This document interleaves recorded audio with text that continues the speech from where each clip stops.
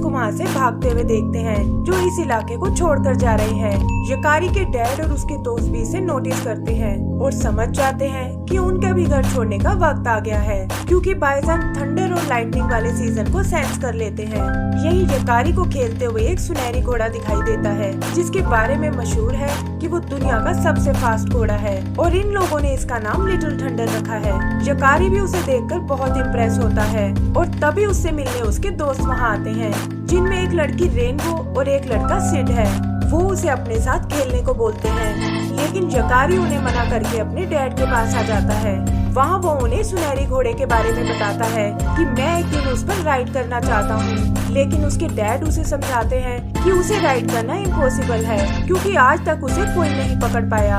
आगे हम उन सबको वापस कबीले में आते हुए देखते हैं, जहाँ उसकी मॉम उसे बताती है कि आज रात तुम्हें स्पिरिट ट्री पर आना होगा, क्योंकि कबीले वाले एक बड़ा फैसला लेने वाले हैं। फिर वो एक बड़े से पेड़ पर चढ़कर रिलैक्स करने लगता है, जहाँ से उनके कबीले की ईगल हिल दिखाई देती है, जो उनके पवित्र पक्षी ईगल की निशानी है।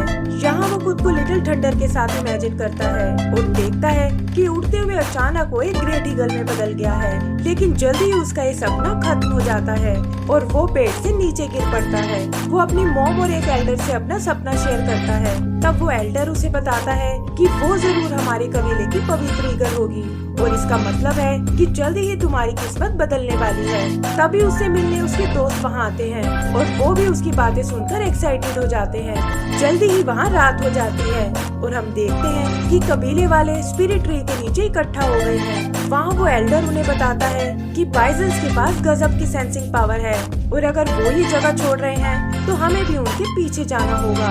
एक दूसरा आदमी उन्हें वार्न करता है कि जल्दी यहाँ बड़े बड़े टोर्नेडोज आने वाले हैं, जो रास्ते में आने वाली हर चीज को नष्ट कर देंगे और अब हम ज्यादा देर तक यहाँ नहीं रह सकते। तब यकारी के डैड उन्हें बताते हैं कि हमारे पास बहुत ही कम घोड़े हैं, जिनके बिना हम ये जर्नी नहीं कर पाएंगे और इसीलिए उसे अपने हंटर्स के साथ कुछ और घोड़े पकड़ने होंगे। कबीले वाले भी उसकी बात से एग्री हो जाते हैं और इधर सिड यकारी से कहता है कि हमें भी उन हंटर्स को फॉलो करना चाहिए।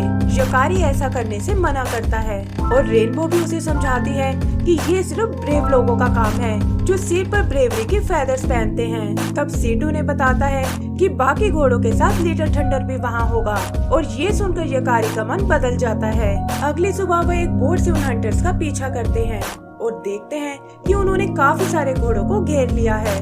यही यकारी को वो लिटिल थंडर दिखाई देता है, लेकिन इससे पहले कि कबीले वाले उसे पकड़ पाए, वो कूदकर वहाँ से भाग निकलता है और ये देखकर वो तीनों बहुत खुश होते हैं। यकारी उसके पीछे जाने का प्लान करता है और कहता है कि जल्दी ही हम यहाँ से दूर चले जाएंगे और ये मेरा उससे मिलने का लास्ट मौका है।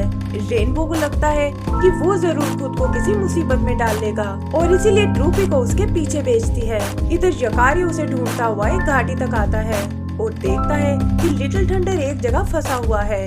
वो अपनी जान पर खेलकर उसकी मदद करता है और कहता है कि मैं बस तुम्हारा दोस्त बनना चाहता हूँ, लेकिन वो घोड़ा उससे डरकर भाग जाता है। ड्रूपी भी उसके पीछे वहाँ तक पहुँच जाता है और यकारी उसे बताता है कि अभी अभी मैंने लिटिल थंडर की मदद की है। तभी वो एक बड़ी सी ईगल को आते हुए देखता है और वो उसे उड़ाकर आसमान में ले आती है। यकारी कहता है कि तुम तो बिल्कुल मेरे सपने जैसी हो और तब वो ईगल उसे बताती है कि मैं तुम्हारी प्रोटेक्टर ईगल हूँ और जहाँ तुम जाते हो मैं हमेशा तुम्हारे साथ होती हूँ। फिर वो उस घोड़े को बचाने के लिए उसे एक फेदर देती है और बताती है कि ये मेरे विंग्स का सबसे सुंदर फेदर है। ये बिल्कुल वैसा था जैसा कि उनके हंटर सिर पर लगाते हैं। और यकारी पूछता है कि क्या मैं भी अब ब्रेव बन गया हूँ। ईगल कहती है कि अच्छा काम करने वाले हमेशा ब्रेव होते हैं और फेदर के साथ साथ उसे एक और गिफ्ट भी देती है जो आज तक किसी इंसान को नहीं मिला। ये कहकर वो उसे वापस जमीन पर भेज देती है और यकारी खुश होकर इस बारे में ड्रूपी को बताता है। तभी वो देखता है कि ड्रूपी उसी की भाषा में बात कर रहा है और वो समझ जाता है कि ईगल ने उसे एनिमल से बात करने की पावर दी है। ये देखकर वो बहुत खुश होता है और उसे लगता है कि इस तरह वो लिटिल थंडर से दोस्ती कर सकता है। वो लोग एक बार फिर उसे ढूंढते हुए आगे बढ़ने लगते हैं, जहाँ एक राउल यकारी को आगे जाने का रास्ता बताता है। फिर उसकी उसकी मुलाकात कुछ बटरफ्लाई से होती है और इसी तरह जल्दी ही वो लिटिल थंडर तक पहुंच जाते हैं। यकारी उससे बात करने जाता है और वो घोड़ा भी हैरान रह जाता है कि आखिर ये इंसान मुझसे बात कैसे कर सकता है। तब यकारी उसे ग्रेट ईगल के बारे में बताता है और उससे उसकी चोट के बारे में पूछता है। वो घोड़ा भी अपनी मदद करने के लिए उसका शुक्रिया अदा करता है और यकारी प्यार से उसे छूने लगता है। फिर वो लपक कर उसके ऊपर बैठ जाता है, लेकिन ये बात घोड़े को बिल्कुल पसंद नहीं आती और वो उसे नीचे गिरा देता है। वो कहता है कि मैं तुम्हारा गुलाम नहीं बल्कि एक फ्री एनिमल हूँ और तुम भी बाकी इंसानों के जैसे एकदम सेल्फिश हो। ये कहकर वो वहाँ से चला जाता है और यकारी उसके पीछे उस नदी को क्रॉस करने लगता है। तभी पैर फिसलने से वो नदी में गिर पड़ता है और उसका फेदर भी बहकर दूर चला जाता है। वो देखता है कि सामने एक बहुत बड़ा वाटरफॉल है और किसी तरह एक पेड़ से लटक कर खुद को बचाने की कोशिश करता है, लेकिन ये भी उसके कोई काम नहीं आता। लिटिल थंडर भी उसकी चीख सुनकर उसे चेक करने आता है, लेकिन तब तक बहुत देर हो चुकी थी और यकारी वाटरफॉल से नीचे गिर जाता है। लिटिल थंडर ड्रूपी से तुरंत इंसानों को बुलाने को कहता है और खुद भी यकारी को ढूंढने नीचे की ओर चला जाता है।